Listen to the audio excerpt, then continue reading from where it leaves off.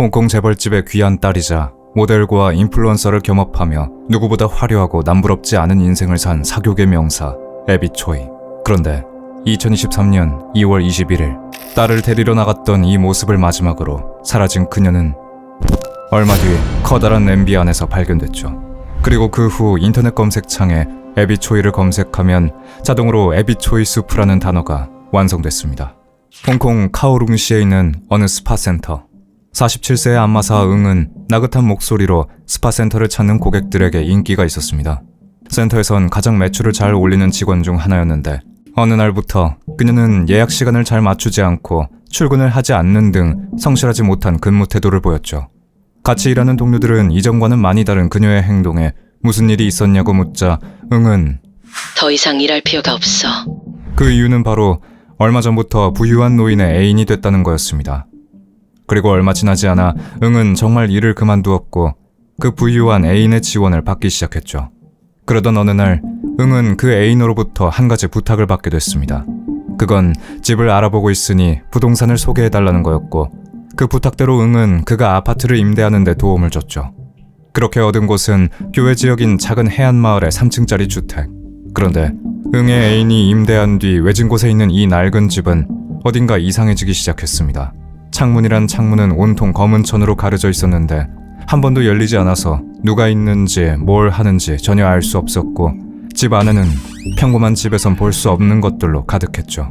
두 종류의 분쇄기와 망치, 페이스 실드, 그리고 검은색 우비와 전기톱. 거기다가 고기 분쇄기가 있어서 가정집보다는 정육점처럼 보이기도 했습니다. 왜 그것들이 낡은 집 안에 있는지 알 수 없었는데 며칠 뒤 어느 늦은 밤 집 앞에선 7인승짜리 SUV 차량. 그 안에서 내린 건 응도 아니었고 그녀의 부자 애인도 아니었죠. 차에서 내린 건 2명의 젊은 남자였는데 두 사람은 차에서 무거운 무언가를 끄집어내린 뒤 안이 보이지 않는 집 안으로 사라졌습니다. 여전히 검은 천으로 가려진 집 안에서 무슨 일이 일어나는지 알 수 없었지만 아주 늦은 새벽까지 천 사이로 희미하게 새어나오는 빛은 아주 오랫동안 무언가 벌어지고 있다는 걸 알 수 있었죠.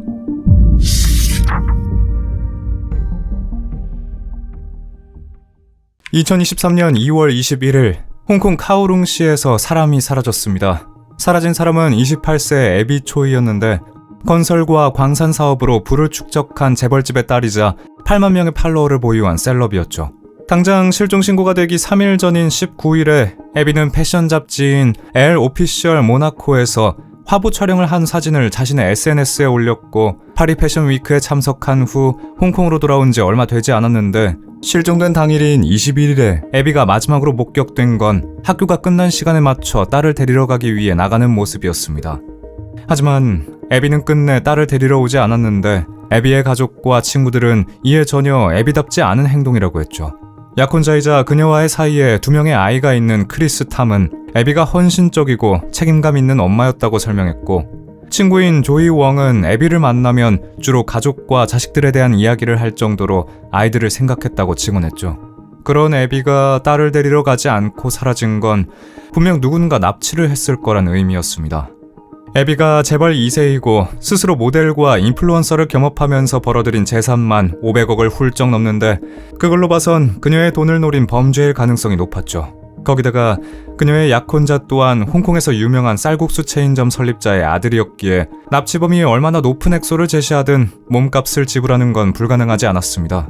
그러나 대부분의 몸값 협상은 실종자의 가족이 납치를 인지하고 걱정과 두려움이 극에 달했을 때 곧바로 들어와야 하는데 그녀가 사라지고 24시간이 지난 후에도 범인은 애비의 가족에게 접촉을 시도하지 않은 것으로 보아 몸값을 노린 범죄로는 보이지 않았죠.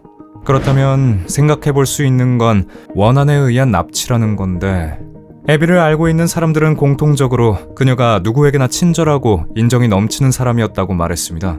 그녀의 친구인 조이는 애비와 동물복지 행사에서 만나 친구가 됐다고 했는데 Abby 第一句講就話做咩唔做啫？咁我哋係可以合法籌款㗎嘛？佢話總之籌唔夠我包尾咯。 그런데 그렇게 인정이 넘치는 애비에 대해 듣던 도중 저는 예상치 못한 인물의 존재를 알게 됐습니다. 그건 바로 애비의 전남편이었죠. 조사 결과 전남편의 이름은 알렉스 콩으로 두 사람은 고등학생 때 만나 연인이 됐고 만 18살, 아주 어린 나이에 결혼을 한 것으로 나왔는데요. 애비와 알렉스 사이엔 2명의 자식이 있었지만 결혼 후 3년 뒤 별거를 하기 시작했고 그대로 이혼까지 하게 된 거였습니다. 전 남편의 존재는 애비를 해쳤을지도 모르는 주요 용의자의 등장이었죠. 하지만 두 사람의 사이에 작은 원한이라도 찾기 위해 조사를 하면 할수록 알렉스는 절대 애비를 해칠 수도 없었고 해쳐서도 안 되는 사람이란 걸 알 수 있었습니다.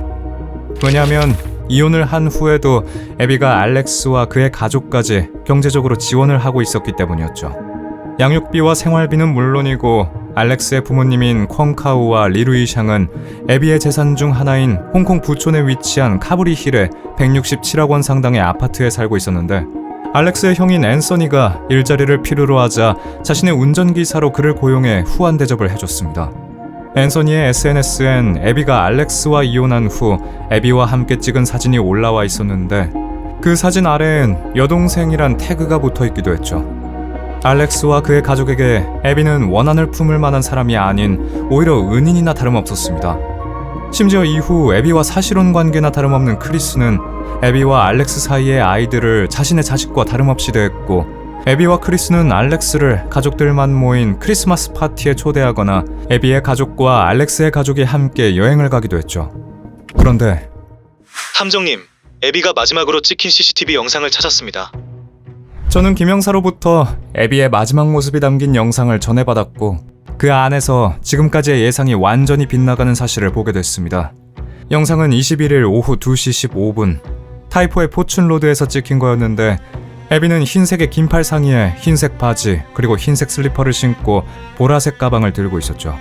그때 영상 속 애비 앞에는 7인승짜리 SUV가 섰고 애비는 곧바로 그 차에 탔는데 애비가 망설임 없이 그런 행동을 한 건 운전자를 잘 알아서였고 저 또한 그 운전자가 누군지 알고 있었습니다.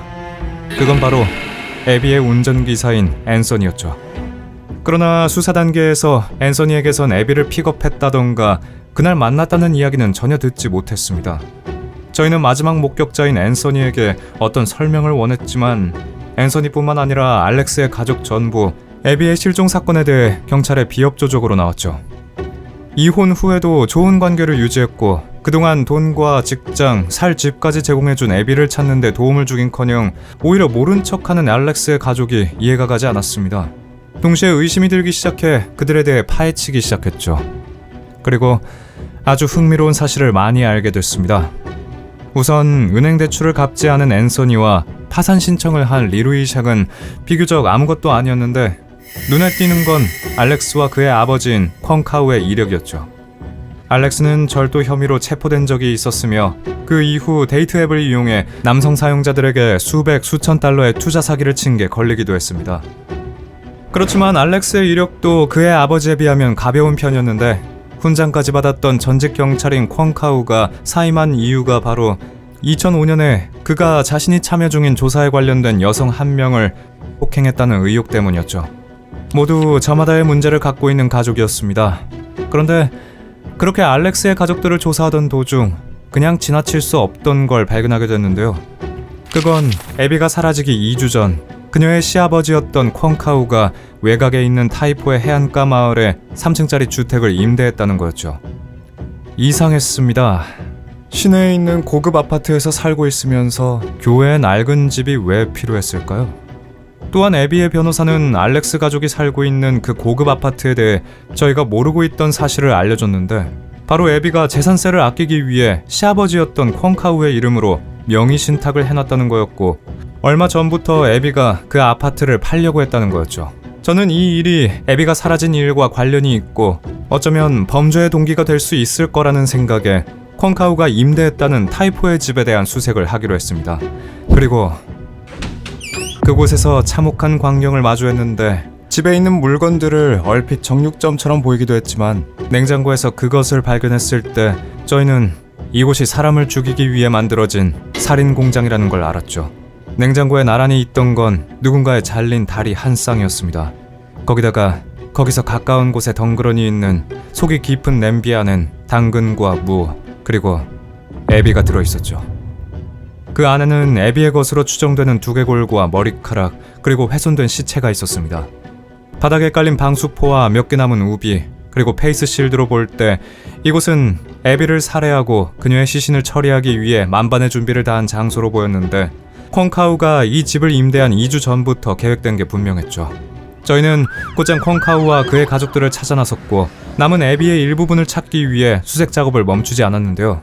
타이포집 인근의 CCTV에 누군가 쓰레기 수거 구역에 커다란 가방을 옮기는 모습이 포착됐고 곧장 뉴 테리토리스 매립지에서 수색 작업이 이어졌죠. 그리고 김영사를 통해 콩카우와 리루이샹 그리고 앤서니는 즉시 체포됐지만 알렉스는 경찰의 눈을 피해 도주했다는 소식을 듣게 됐습니다. 그런데 이때 또 다른 공범이 나타났는데 김영사가 콩카우를 체포했을 때 그는 가족이 아닌 한 중년 여성의 집에 숨어 있다가 발견됐는데 알고 보니 그 여성은 콩카우의 불륜 상대였고 그가 타이포의 집을 구할 때 도움을 준 것으로 밝혀졌죠.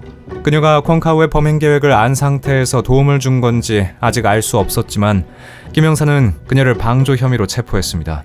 또한 법의학자는 애비의 두개골에서 총에 맞은 구멍을 2개 발견했고 애비가 마지막으로 목격됐을 때 탄 차량 안에선 그녀의 피가 나왔는데 앤서니의 말로는 그날 자신이 애비를 픽업하러 갔고 이후 기다리고 있던 알렉스가 차에 타 차 안에서 애비를 제압했다고 고백했죠. 저희는 애비가 그 차 안에서 살해된 뒤 타이포의 집으로 옮겨졌다고 확신했습니다. 그리고 다음날 알렉스를 쫓던 김영사는 퉁청 개발부두에서 보트를 기다리고 있던 알렉스를 체포했고 그의 도주를 돕던 공범 한 명을 잡았다고 알려왔죠. 보트를 타고 국제 해역으로 간 뒤 새로운 시작을 하려고 했던 건지 알렉스는 체포 당시 약 9천만 원이 안 되는 돈과 7억 상당의 고급 시계를 소지하고 있었습니다. 그렇게 붙잡힌 콩 가족이 한때 자신들의 가족이었고 그 이후에도 도움을 준 애비를 살해했던 건 예상대로 카브리 힐의 고급 아파트 때문이었죠. 애비가 처음 그 아파트를 팔겠다는 이야기를 전했을 때 콩카우를 비롯한 나머지 가족들은 크게 반발했다고 했습니다.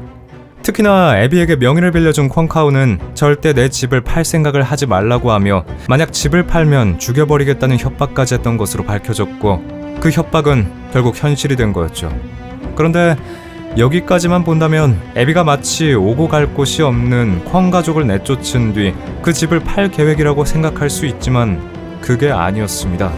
애비는 변호사를 통해 아파트를 처분할 준비를 하면서 콩 가족이 새롭게 살 집을 알아보고 있었죠. 살해 협박을 받았음에도 애비는 끝까지 콩 가족을 도우려고 했던 겁니다. 애비 초이의 장례식은 그녀가 숨진 지 4달여 만인 6월 18일에 진행됐습니다. 그때까지 애비의 시신 일부분을 찾지 못했기 때문에 애비는 온전한 모습이 아닌 3D 기술로 재건된 상태로 장례를 치러야 했죠.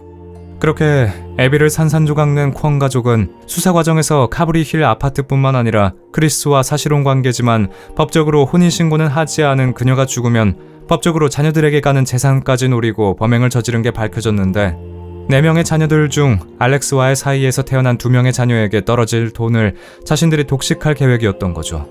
그리고 이 모든 범행은 모두 애비의 시아버지였던 콩카우의 주도로 이루어졌습니다.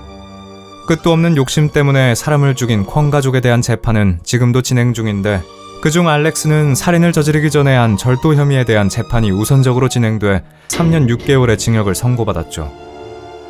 사건은 아직 끝나지 않았고 풀리지 않는 의문도 있었습니다. 과연 애비의 나머지 시신은 어디 있으며 또한 왜 콩 가족은 애비의 두개골을 끓일 때 당근과 물을 같이 넣었냐는 거죠.